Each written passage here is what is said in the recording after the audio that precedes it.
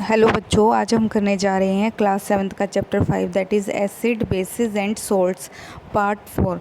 तो बच्चों, अभी तक हमने पढ़ा था इंडिकेटर के बारे में, natural indicator that is litmus paper. उसके बाद हमने टर्मरिक के बारे में पढ़ा था और एक एक्टिविटी भी परफॉर्म की थी।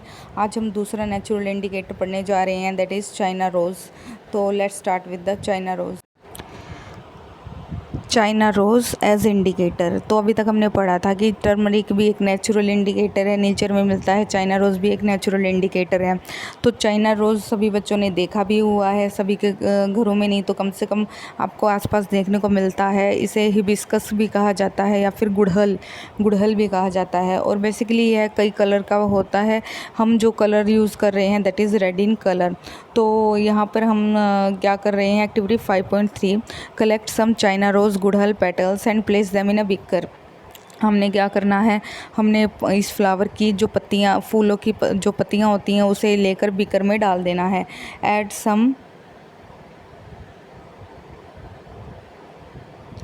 warm water and keep the mixture for some time till water becomes colored। तो हमने क्या करना है, तो इसमें उसमें गर्म पानी डाल देना है और हमने इंतज़ार करना है जब तक पानी क्या हो जाए, कलर्ड, जैसे रेड कलर ना छोड़ दे तब तक हमने इंतज़ार करना है। Use the coloured water as indicator, और उस पानी को हमने इंडिकेटर की तरह यूज़ करना है। Add 5 drops of the indicator to each of the solution given in table 5.4। तो आपने क्या करना है कि आपने जो ये कलर्ड वाटर है उसको इंडिकेटर की तरह लेना है और हमने इस टेबल में जो टेबल 5.4 पर जाना है और यहाँ पर आपको दिखाया गया है कुछ टेस्ट सॉल्यूशन है। आपने हर एक अपने यह जो एक्टिविटी है लैब में परफॉर्म करनी है, आप घर पर भी कर सकते हैं। आपने टेस्ट ट्यूब लेनी है, उसमें पहले आपने एक टेस्ट ट्यूब में शैम्पू डाल लेना है, एक में लेमन जूस, एक में सोडा वाटर, एक में सोडियम हाइड्रोजन कार्बोनेट सॉल्यूशन जो कि क्या होता है हमारा बेकिंग सोडा। फिर हमने विनेगर डालना है, sugar solution, common salt solution. तो बच्चों यहाँ पर आप को बता दो sodium hydrogen carbonate chemical name है किसका, बेकिंग सोडा का। तो ये क्या है, बेकिंग सोडा, ठीक है। तो याद रखना यह नेम बहुत इंपॉर्टेंट है, बड़ा ज़रूर है पर इम्पोर्टेंट है। फिर इसके बाद हमने इनिशियल कलर, पहले तो इनके कलर हमने नोट डाउन करने हैं और इसमें जब हम चाइना रोज़ डालेंगे तब उसमें हमने क्या कलर में चेंज आता है वो देखना है। तो यह तो एक्टिविटी बच्चों जब आप परफॉर्म करेंगे तब आपको देखने को मिल जाएगी कि क्या चेंजेस आ रहे हैं कलर में। तो पहले हम यहाँ पर गिवन है हमारा चाइना रोज़ के साथ हम देखते हैं कि इंडिकेटर कैसा कलर देता है। तो China rose flower and indicator prepared from it. तो इस चाइना रोज़ आप फ्लावर देख सकते हैं, यह चाइना रोज़ के पत्ते हैं। तो यहाँ पर एसिड के साथ यह कैसा कलर दे रहा है, येलो। बेस के साथ कैसा दे रहा है, ग्रीन। और इंडिकेटर का रंग कैसा है, पिंक, रेडिश। तो आपको ये मैंने पहले भी कहा था कि आपको जब तक कलर नहीं पता होंगे कि चेंज होने के बाद क्या आते हैं तब तक आप कोई भी एक्टिविटी परफॉर्म नहीं कर सकते। तो हमें अब जितने भी टेबल 5.4 में हमने यह एक्टिविटी में रख करते हुए यह ध्यान रखना है कि बेस के साथ कैसा कलर देगा, ग्रीन, और एसिड के साथ येलोइश, जबकि इंडिकेटर का खुद का कलर क्या होता है, रेडिश, थोड़ा सा पिंकिश रेडिश होता है, ठीक है। जब आप एक्टिविटी करोगे तो इन कलर्स के आधार पर आप डिसाइड करेंगे कि जो हमारे टेबल 5.4 हैं उसमें क्या चेंजेस आ रहे हैं कलर में, और उसके बेस पर आप एसिड और बेसिस को अलग करेंगे। अब आप फिगर 5.3 भी देख सकते हैं, यहाँ पर भी यहाँ पर टर्मरिक सॉल्यूशंस का दिखाया गया है कि यहाँ पर टर्मरिक जो हमारी हल्दी होती है, हल्दी को लेकर हमने इन पर क्या करना है, इन पर हमने सॉल्यूशंस को ट्राई करना है। तो lemon juice, orange juice, vinegar, milk of magnesia, baking soda, lime water, sugar, common salt. तो बच्चों यह सब अवेलेबल होते हैं, घर में भी आप टर्मरिक के साथ यह कर सकते हैं। तो 5.3 और 5.4 एक्चुअल में आपको टर्मरिक और चाइना रोज़ के साथ दोनों एक्टिविटी परफॉर्म करनी है और उनमें जो चेंजेस आ रहे हैं कलर में वो आपने यहाँ पर लिखने हैं। तो what is the effect of the indicator on acidic, basic and neutral solution. तो बच्चों आपने यह भी बताना है कि कुछ ऐसे सॉल्यूशन होते हैं जिस पर इंडिकेटर का कोई असर नहीं होता, ठीक है। तो ऐसे सॉल्यूशंस, ऐसे सब्सटेंसेस, ऐसे जो भी पदार्थ हैं, सब्सटेंसेस हैं, उनको हम न्यूट्रल सॉल्यूशंस की कैटेगरी में डालते हैं। तो China rose indicator turns acidic solutions to dark pink and basic solution to green.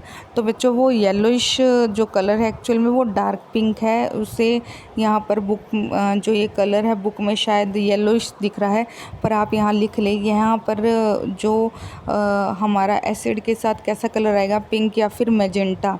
तो दिखने में थोड़ा सा येलोइश लग रहा है, एक्चुअल में ये पिंक कलर है, डार्क पिंक या मैजेंटा कलर, ठीक है। और बेस के साथ कैसा कलर आएगा, ग्रीन। तो याद रखना यहाँ पर आप जब भी आप परफॉर्म करें तो एसिड के साथ डार्क पिंक मैजेंटा कलर आएगा, जबकि बेसिक सॉल्यूशन क्या है, ग्रीन। आपकी बुक्स में अगर येलोइश दिख रहा है तो थोड़ा सा बुक जो प्रिंटिंग है उसमें डिफेक्ट आ जाता है, तो आप याद रखना कि जो कलर है वो डार्क पिंक या फिर मैजेंटा ही होगा।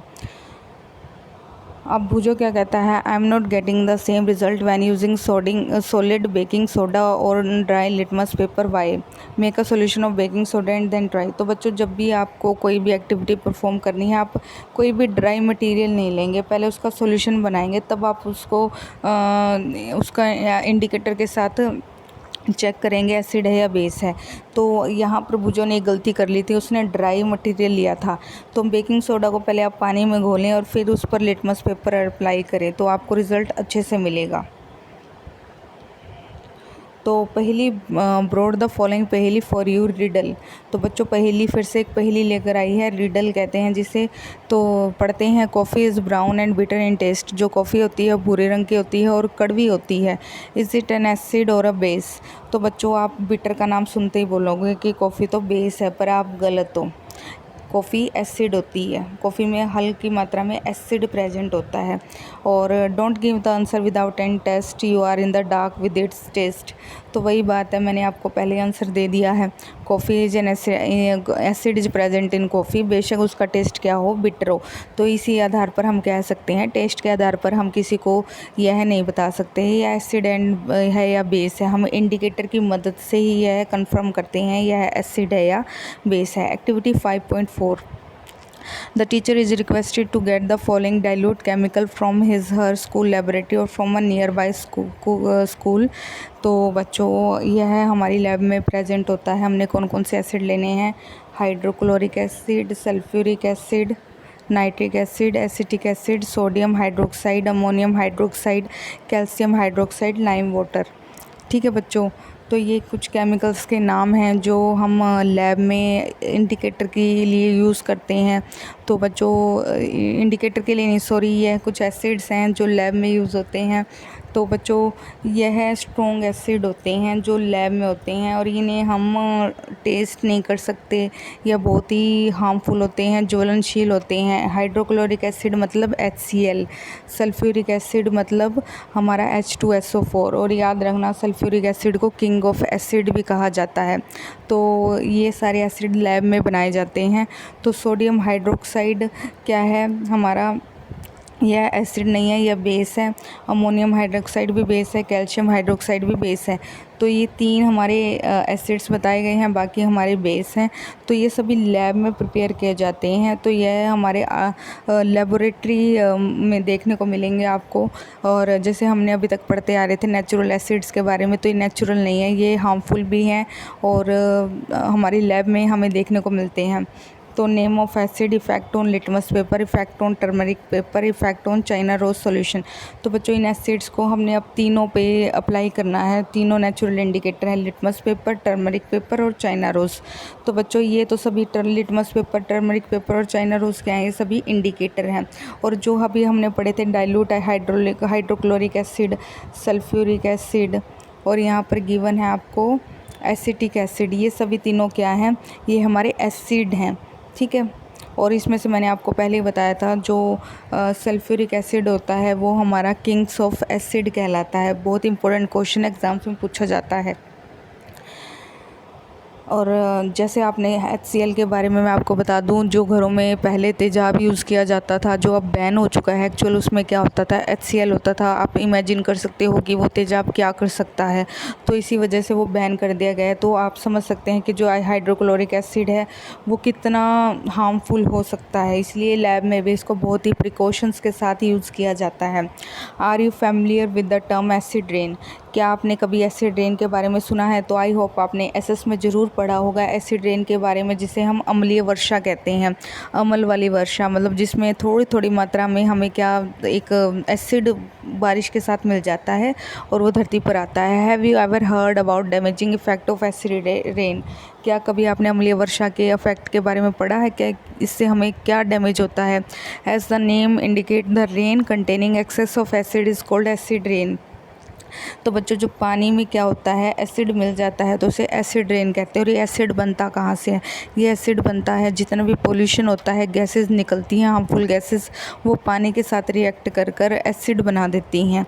तो जैसे sulphur dioxide SO2, nitrogen dioxide NO2, तो ये कुछ पोल्यूटिंग गैसेस हैं। ये आगे जाकर NO2 पानी के साथ मिलकर नाइट्रिक एसिड बनाती है, SO2 पानी के साथ मिलकर सल्फ्यूरिक एसिड बनाती है। तो इस तरह से हमारे सल्फ्यूरिक एसिड और नाइट्रिक एसिड बनते हैं इन गैसेस से मिलकर। The rain becomes acidic because carbon dioxide, sulphur dioxide, nitrogen dioxide in dissolve in rain drops to form carbonic acid, sulphuric acid and nitric acid. तो बहुत इंपॉर्टेंट चीज़ निकल कर आई है।